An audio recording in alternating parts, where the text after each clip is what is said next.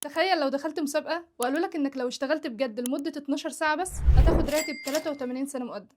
أكيد هتقول ده عرض خيالي ومستحيل يحصل، بس الحقيقة إن العرض ده متاح فعلا كل سنة وفي ليلة واحدة بس، ليلة القدر. ليلة القدر دي ثغرة زمنية ربنا فتحها لينا عشان نلحق اللي فاتنا. بس السؤال، ليه ربنا عمل الليلة دي؟ وإيه الحكمة إن فضلها خير من 1000 شهر؟ ربنا عارف إن أعمارنا كأمة سيدنا محمد صلى الله عليه وسلم قصيرة، بين 60 وال70. فلو قارنا نفسنا بالأمم السابقة اللي كانت بتعيش مئات السنين هنلاقي نفسنا خسرانين في سباق العباد. فربنا بحكمته وعدله ادانا هدايا زمنية اللي هي ليلة القدر، اللي عبارة عن مكثف إيماني. ربنا بيضاعف لك البركة والأجر بتاع عمر كامل في ليلة واحدة، علشان لما تقابل ربنا يوم القيامة تلاقي في ميزانك آلاف السنين وانت أصلا عشت 60 سنة بس. والليلة دي اسمها ليلة القدر مش بس لعظمتها، ولكن لأن فيها يفرج كل أمر حكيم. يعني الميزانية السنوية لحياتك، رزقك، سعادتك، صحتك، بتنزل من السماء في الليلة دي. كأن ربنا بيقولك تعالى في الليلة دي واطلب اللي انت عايزه علشان اكتبهولك في السنة الجديدة. ربنا سبحانه وتعالى وصفها بوصف عجيب: سلام هي حتى مطلع الفجر. في الليلة دي طاقة السلام والملائكة اللي بتنزل الأرض بتخلي الروح في حالة صفاء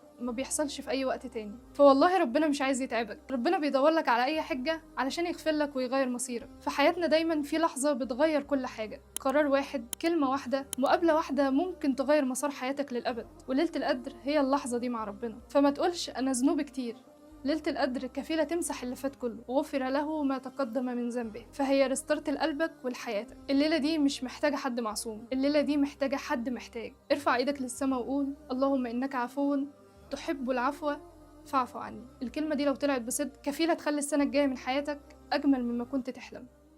رمضان كريم، كل سنة وانتم طيبين.